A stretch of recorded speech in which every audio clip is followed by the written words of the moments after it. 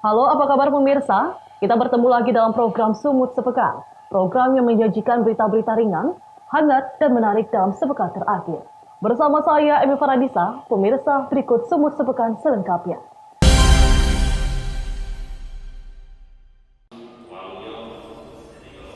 Pemerintah Kabupaten Simalungun dalam waktu dekat akan menerapkan kebijakan new normal dalam tatanan kehidupan bermasyarakat. Langkah tersebut diambil agar perekonomian masyarakat kembali pulih dan industri rumah tangga kembali bangkit.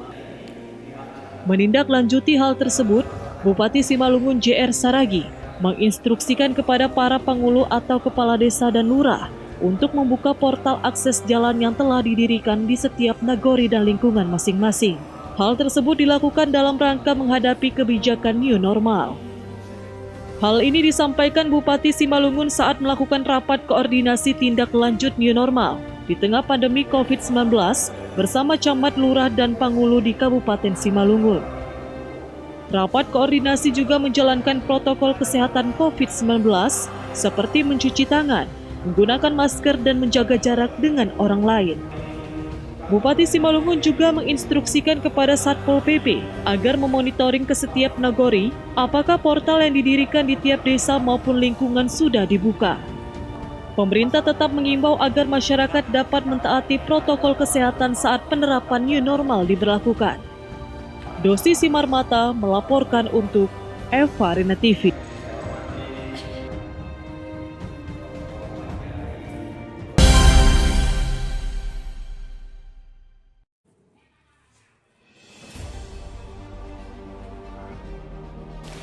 Sejak ayahnya meninggal dunia akhir Maret lalu, di pos perlindungan Manurung yang masih duduk di bangku kelas 2 SMP bersama adiknya Simon Alexander Manurung, terpaksa tinggal bersama neneknya Asmin Silalahi. Sementara ibunya telah meninggal dunia saat di pos masih berusia 1,5 tahun. Kini kedua bocah ini merupakan yatim piatu. Mulai pandemi COVID-19 merebak, nenek Asmin belum sekalipun mendapat bantuan. Sehari-hari nenek Asmin hanya berjualan mie sarapan pagi di teras rumahnya. Nenek Asmin mengaku sudah mendaftar agar dirinya mendapat bantuan. Namun hingga kini bantuan yang diharapkan tidak kunjung datang. Nah, selama ini tinggal sama siapa, Dek? Saya tinggal sama opung saya. Sama opung. Ya. Bapak sama mama masih ada? Enggak ada. Nggak ada ya. Untuk membantu ekonomi neneknya, Tipos rela menjadi tukang cuci piring di pasar tradisional Porsea sejak sekolah dirumahkan. Sesekali ia juga menjadi kuli panggul untuk menambah pendapatan.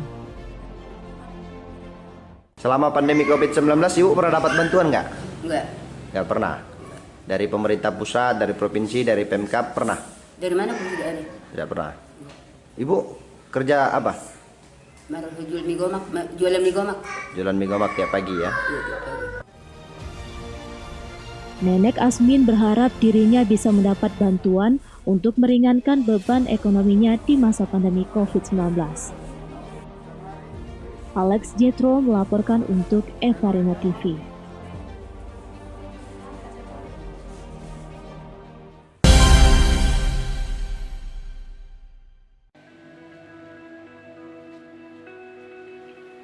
Sebanyak 78.659 paket bantuan sembako jaring pengaman sosial dari pemerintah Provinsi Sumatera Utara untuk Kabupaten Simalungun sudah tuntas terdistribusi ke masyarakat melalui gugus tugas percepatan penanganan COVID-19 Simalungun. Kepala Dinas Perindustrian dan Perdagangan Provinsi Sumatera Utara Zoni Waldi menyampaikan bahwa pembagian dan pendistribusian bantuan sembako yang dilakukan untuk Kabupaten Simalungun secara bertahap sudah tuntas dilaksanakan. Pendistribusian disaksikan oleh Dewan Perwakilan Rakyat dengan dilakukan uji petik untuk memastikan bantuan paket sembako sesuai takaran yang sudah ditentukan. Jenis bantuan sembako tersebut berisi 10 kg beras, 2 kg gula pasir, 2 liter minyak goreng, dan 20 bungkus mie instan.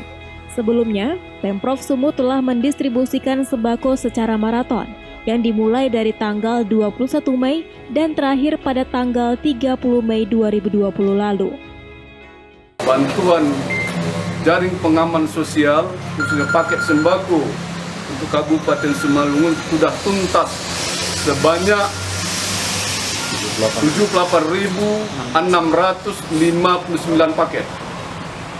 Ini kita laksanakan secara maraton, mulai tanggal 21, 22, 23, kemudian kita break karena Hari Raya Idul Fitri.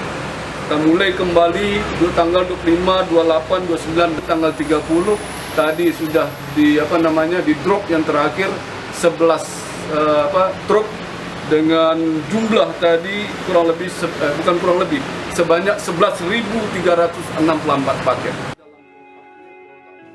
Sementara itu, pelaksana tugas Kepala Badan Penanggulangan Bencana Daerah Kabupaten Simalungun, Rizal Saragi menyampaikan bahwa bantuan sembako dari Pemprov Sumut sudah didistribusikan ke 32 kecamatan se-Simalungun. Kami bersama Kabupaten Simalungun menyampaikan apresiasi dan terima kasih yang sebesar-besarnya kepada Bapak Gubernur Sumatera Utara beserta segenap jajaran pemerintah provinsi yang telah mengalokasikan bantuan kepada masyarakat Simalungun, dan masyarakat menyambut dengan baik, antusias. Jadi sampai saat ini sudah kita salurkan seluruhnya kepada seluruh kecamatan dari para camat masing-masing. Melalui bantuan sembako tersebut dapat meringankan beban ekonomi masyarakat. Dosi Simarmata melaporkan untuk Evarina TV.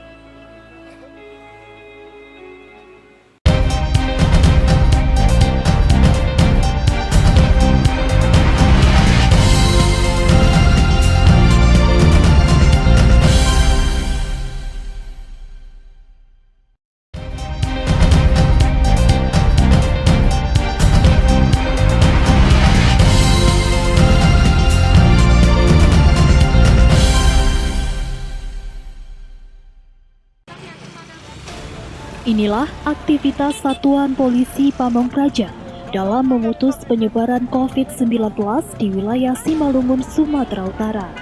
Setiap kendaraan roda 2 maupun roda 4 yang datang dari luar daerah diberhentikan dan diberikan masker. Bagi pengendara yang kedapatan tidak menggunakan masker, petugas akan menegur serta menasehati para pengendara yang dianggap lalai dan tidak memperdulikan kesehatannya. Pembagian masker tersebut diberikan secara cuma-cuma kepada pengendara. M. Aziz selaku koordinator tim COVID-4 Satpol PP Kecamatan Tapian Dolok mengatakan, pelaksanaan kegiatan pemberian masker kepada warga, khususnya pengendara yang datang dari arah luar menuju Simalungun, merupakan salah satu cara mengantisipasi penyebaran COVID-19 semakin meluas di Simalungun. Kegiatan kami untuk membagi masker kepada masyarakat yang datang dari luar, yang umpama dari Tebing, dari Medan untuk memasukkan ke Simalungun, kami akan membagi masker pada mereka. Gitu. Kendaraan roda 2 maupun angkot-angkot juga dikasih ya? Ya, tetap kita kasih karena mereka kita jaga kesehatan mereka. Kan gitu. Sasarannya apa ini, Bang? Supaya mencegah virus corona ini yang masuk ke Simalungun. Kita harus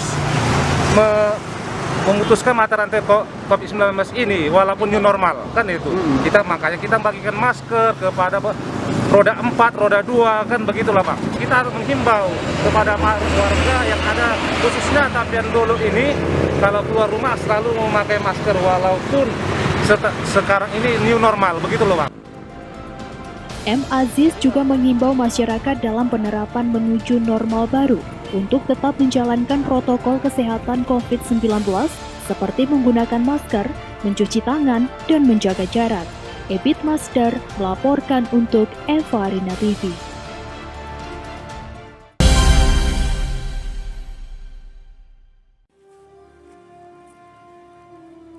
Ratusan warga Namo Tualang yang mendapatkan bantuan sosial tunai sebesar Rp600.000 langsung mendatangi kantor Kepala Desa Namo Tualang di Kecamatan Biru-Biru, Kabupaten Deli Serdang. Meski pemerintah terus mensosialisasikan kepada masyarakat untuk tetap menggunakan masker jika beraktivitas di luar rumah, ternyata hal tersebut tidak dijadikan contoh oleh petugas pembagian bantuan sosial tunai di kantor Kepala Desa Namo Tualang. Petugas yang membagikan BST terlihat tidak menggunakan masker dan alat pelindung diri lainnya dan mengabaikan protokol kesehatan. Selain itu, ada sejumlah warga yang protes terhadap pembagian bantuan sosial tunai tersebut karena dianggap tidak merata. Banyak warga miskin yang seharusnya menerima bantuan namun namanya tidak terdaftar. Pembagian bantuan sosial tunai sebesar Rp600.000 ini berdasarkan peraturan dari Kementerian Desa bahwa dana desa sebesar 25% dibagikan kepada warga untuk warga terdampak COVID-19.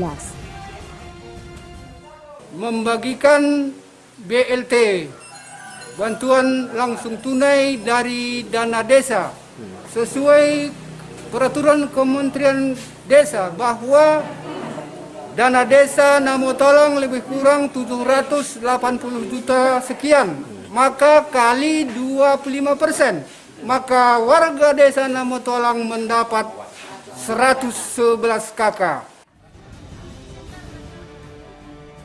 Desa Namo Tualang membagikan BST dana desa kepada 111 kepala keluarga miskin yang dianggap layak menerima bantuan tersebut. Wahyu Pratama melaporkan untuk Evarina TV.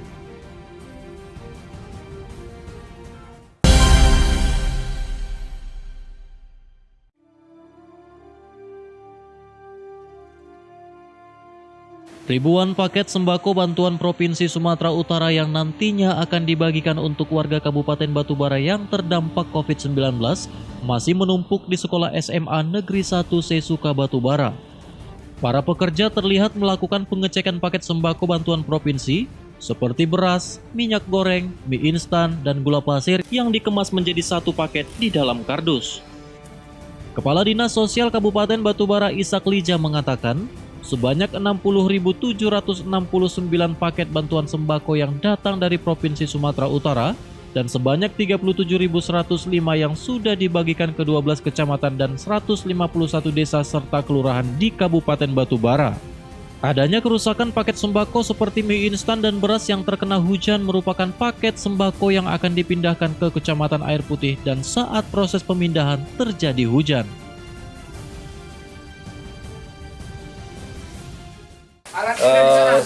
Semua yang rusak itu telah diganti dan kalau memang masih ada yang rusak akan diganti oleh pihak supplier. Untuk jumlahnya belum bisa kita pastikan karena masih ada proses. Saya pikir kalau dibilang keteledoran, kami sudah berusaha untuk bekerja semaksimal mungkin, bahkan sampai 24 jam pihak Tagana kami siap di lapangan. Namun kondisi ketika barang akan dipindahkan karena kita anggap barang yang datang dengan jumlah kelas yang ada itu tidak memungkinkan dan akan kita rencanakan pindahkan ke Kecamatan Air Putih sebanyak 7.000 paket. Sebahagian paket yang mengalami kerusakan oleh pihak penyalur dari provinsi sudah mengganti segala kerusakan tersebut. Taufik melaporkan untuk Evarina TV.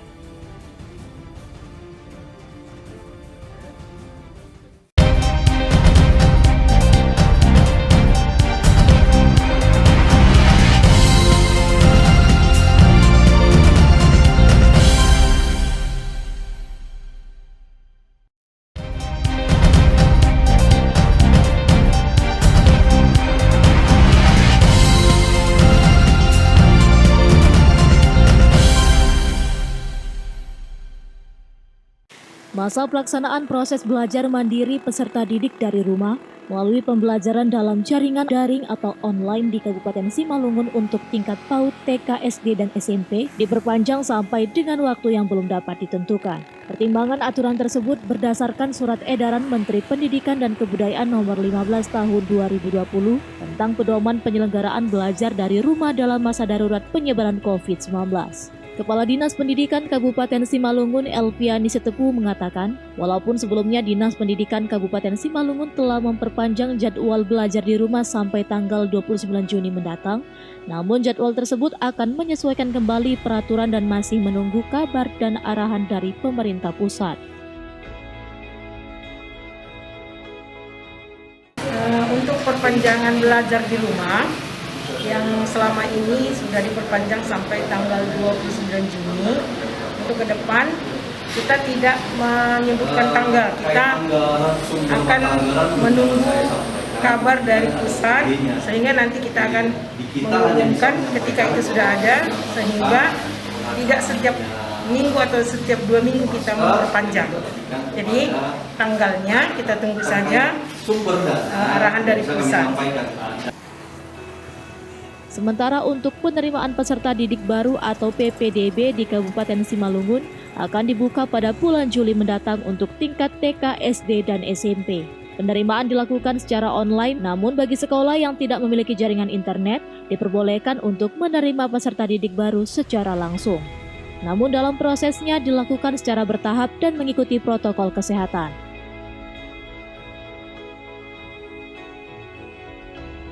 Dosi Simarmata melaporkan untuk Eva Rina TV.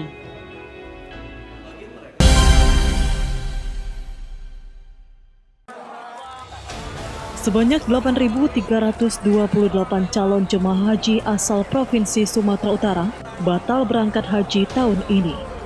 Pembatalan ini menyusul keputusan pemerintah Republik Indonesia yang secara resmi disampaikan oleh Menteri Agama untuk membatalkan seluruh rencana keberangkatan haji tahun 2020. Pembatalan ini disebabkan masih merebaknya wabah COVID-19 di negara Arab Saudi hingga tertutup bagi negara lain untuk masuk ke Arab Saudi. Begitu juga dengan kondisi di tanah air yang mana COVID-19 masih mewabah. Dalam keterangan yang disampaikan pelaksana tugas Kakanwil Kemenak Sumut, Muhammad David Saragi, menindaklanjuti keputusan Menteri Agama di Sumatera Utara, ada sebanyak 8.328 calon jemaah haji yang akan dibatalkan untuk berangkat haji. Sedangkan untuk pelunasan biaya haji sudah mencapai 97%. Totalnya jemaah haji yang berangkat batal tahun ini 8.328 kuota kita untuk Sumatera Utara, sedangkan yang sudah melaksanakan pelunasan itu 8.132, berarti sudah melunasi 97,65%. Lantas Pak, bagaimana sistem dan regulasinya untuk tahun depan? Apakah di tahun depan jamaah haji yang berangkat tahun ini akan didabelkan atau seperti apa? Kalau menurut mekanisme, saya pikir ini yang tidak jadi berangkat tahun ini akan berangkat di tahun 2021 dan otomatis yang berangkat 2021 akan mundur ke 2022 karena berdasarkan kuota. Karena kuota kita jelas dia 8.328 per Sumatera Utara dan itu harus diberangkatkan di 2021. Oleh karena itu kuota yang 2021 dia akan mundur kepada tahun 2022. Dengan keputusan ini, Kementerian Agama memberi opsi untuk mengambil kembali uang pelunasan. Pemerintah akan mengembalikan biaya haji 100% kepada para jemaah haji. Dengan ditundanya keberangkatan calon jemaah haji tahun ini, maka keberangkatan akan ditunda tahun depan. Begitu juga dengan jadwal tahun selanjutnya akan diundur setahun lagi. Diharapkan calon jemaah haji dapat menerima dengan ikhlas demi kesehatan dan keselamatan calon jemaah haji. Daniel Pekuali melaporkan untuk Eva Rina TV.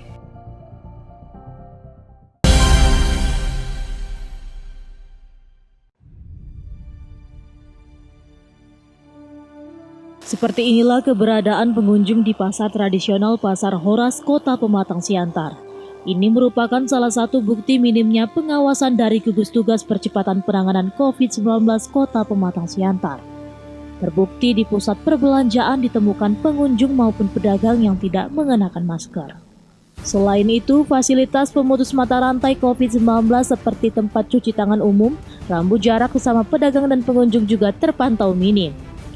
Salah seorang pengunjung Pasar Horas Pematang Siantar mengatakan tak memakai masker karena lupa dan juga dirinya tidak takut terkena corona. Pemerintah kan masih menerapkan peraturan agar masyarakat menggunakan masker. Kenapa nggak pakai masker, Ibu? Lupa tadi, Pak. Kenapa lupa, Bu? Lupa pakainya dan lupa. Waduh, nggak takut kena corona ya? Kasus adanya, Pak, kalau di Siantar. Jadi Bu nggak takut masalah corona di Bumi? Enggak lah, karena takut lah. Aku sering berhadapan sama orang Siantar, aku kan jualan keliling. Oh gitu ya? Nggak ada kena corona. Nggak ada ya? Hal serupa juga terjadi di pusat Pasar Dwikora Parluasan. Keramaian pengunjung pasar dan pedagang tidak sebanding dengan fasilitas pendukung yang tersedia. Sementara kota Pematang Siantar sendiri masuk status zona merah di Sumatera Utara. Minimnya pengawasan dari tim gugus tugas di kota Pematang Siantar juga terlihat banyaknya pusat perbelanjaan modern yang beroperasi tanpa mengikuti protokol kesehatan.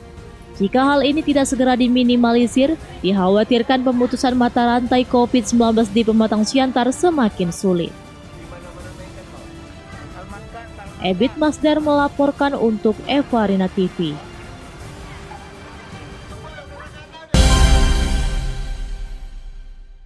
Pemirsa, demikianlah tadi tayangan program Sumut Sepekan. Saya Emi Faradisa bersama kerabat kerja yang bertugas pamit undur diri. Terima kasih dan sampai jumpa.